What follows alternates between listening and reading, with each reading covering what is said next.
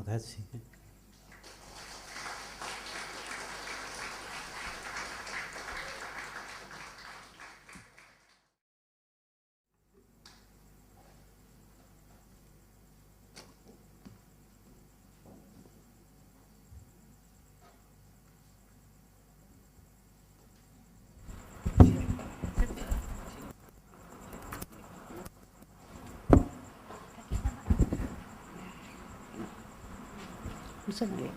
Sudah begitu aja. Nggak apa-apa. Oke, makasih. Saya harus mengubah posisi dari posisi tari untuk berbicara. Terima kasih. Assalamualaikum warahmatullahi wabarakatuh. Selamat malam. Saya sungguh berbahagia bisa dapat menari lagi di hadapan bapak-bapak, ibu-ibu, saudara-saudara sekalian, dan itu sangat membahagiakan diri saya ketika pihak bakti datang untuk meminta saya menari, dan itu sangat membuat saya sangat bersemangat untuk menari lagi. Dan saya akan bercerita tentang tarian saya tadi. Itu menggambarkan jadi judul tarian saya tadi itu adalah kalengku yang berarti diri saya. Jadi saya menggambarkan diri saya ketika saya mulai menari. Ketika saya mulai menari itu ketika berumur 9 tahun. Saya hidup dalam proses kehidupan itu di tengah-tengah keluarga yang penuh dengan upacara adat, yang penuh dengan tata cara adat istiadat. Karena saya hidup di tengah-tengah keluarga yang masih memegang teguh adat, yaitu dalam keluarga kerajaan Goa di Makassar. Dan kemudian orang tua saya juga masih menyatukan antara pendidikan dengan adat istiadat. Itu yang saya alami pada proses kehidupan saya. Dan saya mulai menyenangi tarian ketika saya kecil. Saya berada di Jogja.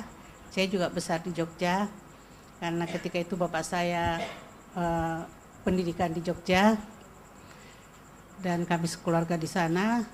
Saya sering dibawa oleh ibu saya untuk menonton tarian di istana.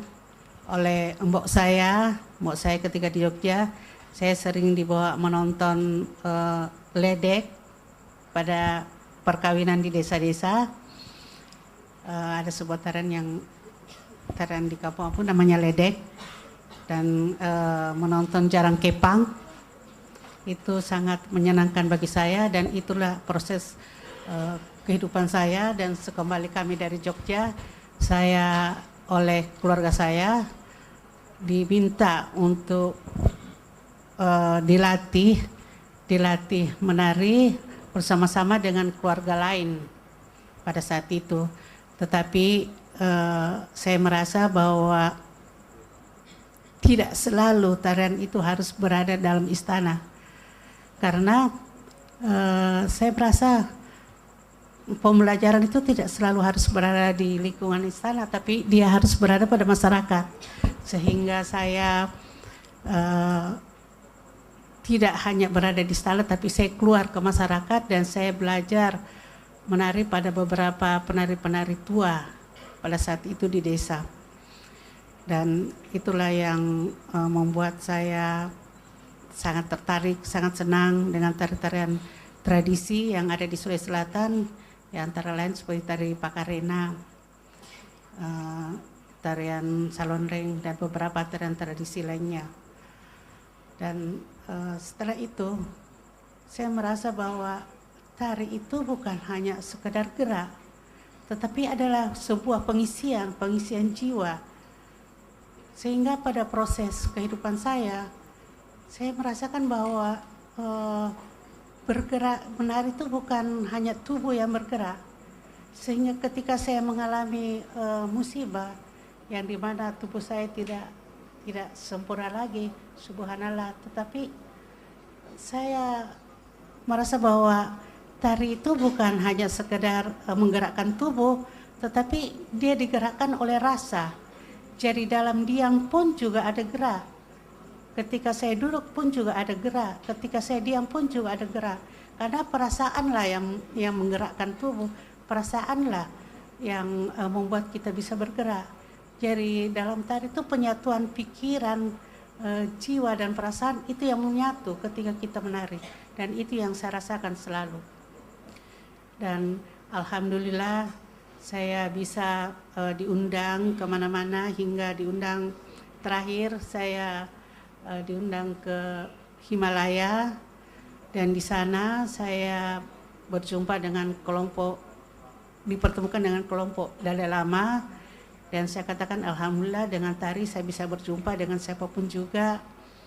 Begitu pula saya bisa melihat gedung-gedung teater yang besar seperti misalkan Lincoln Center ataupun gedung-gedung teater di Eropa lainnya. Dan saya merasa bahwa dalam tari itu, dalam berkesenian itu tidak ada perbedaan. Tidak ada perbedaan antara saya penari dari Sulawesi Selatan dengan penari dari Amerika misalkan, atau penari dari Afrika. Ketika kami sama-sama berkolaborasi, saya tidak merasakan bahwa dia adalah dari Afrika atau dari manapun juga, tapi saya merasakan bahwa penyatuan diri kita dalam berkolaborasi itu untuk mementaskan, untuk menciptakan suatu keindahan, sehingga saya tidak merasakan misalkan ada konflik misalkan satu negara ini konflik dengan negara lain, itu harus terjadi konflik juga di atas pentas, tapi saya tidak merasakan itu. Dan saya rasa memang harus begitu, bahwa dengan tari, dengan kesenian itu bisa meredam segala konflik. Karena ketika kita bersama-sama, yang kita pikirkan itu adalah bagaimana mementaskan suatu pementasan yang bagus, yang indah. Itu yang kami rasakan, dan tidak ada perbedaan sama sekali. Dan begitu pun juga dengan agama. Ketika sama-sama misalkan di Himalaya, saya bersama-sama dengan kelompok Hindu atau kelompok Kristen atau dari kelompok manapun juga, saya tidak merasakan perbedaan-perbedaan itu. Saya merasakan saya dengan Tuhanku, mereka dengan Tuhan mereka. Itu yang saya rasakan selalu. Dan kami tidak pernah saling membeda-bedakan, tidak pernah saling merasakan perbedaan itu. Kami semua menyatu itu.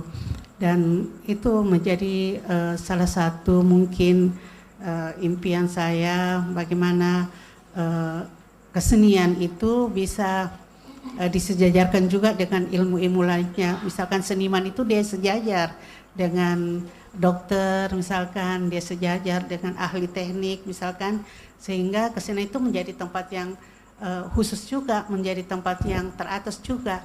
Tidak dia menjadi nomor 2 di mata-mata pelajaran juga di perguruan tinggi. Dia tidak menjadi suatu yang hanya selingan gitu, misalkan dia menjadi suatu mata pelajaran yang khusus juga.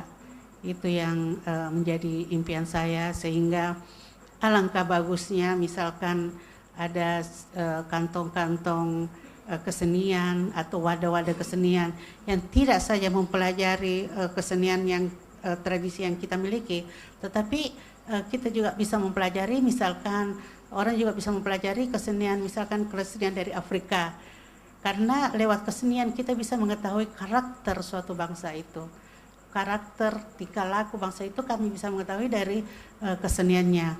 Misalkan saya contohnya bagaimana sih Jepang dengan tariannya, dengan butonya, dengan apanya, karakter Jepang ya, walaupun mereka dengan teknologi yang tinggi, mereka tetap memegang teguh adat istiadatnya, mereka memegang teguh keseniannya.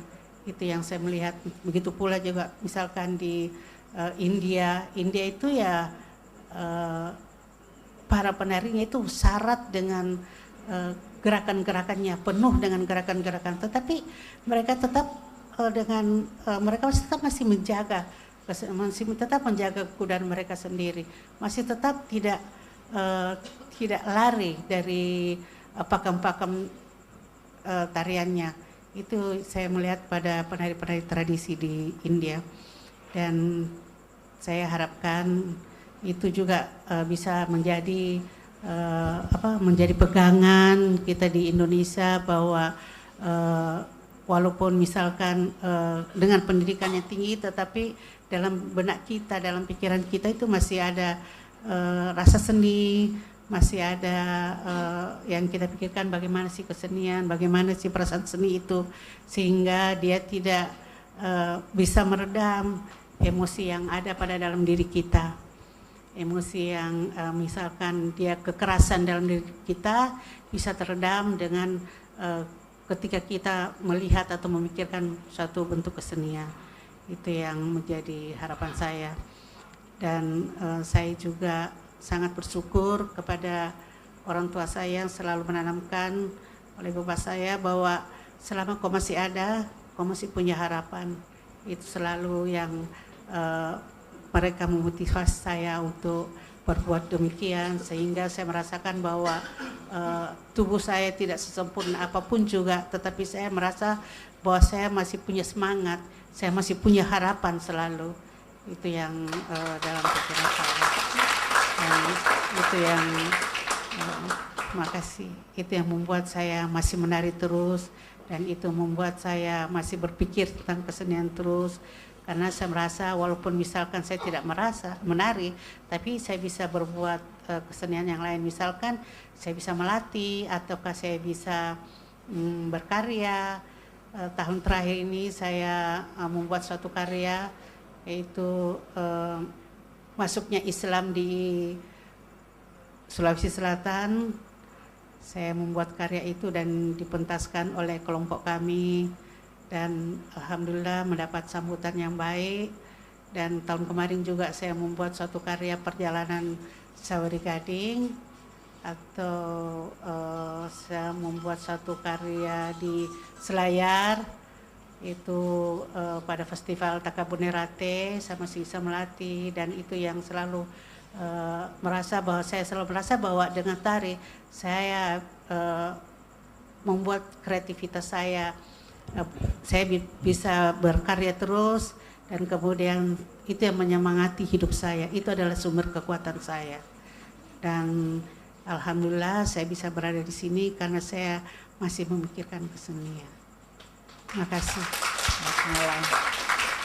Assalamualaikum warahmatullahi wabarakatuh.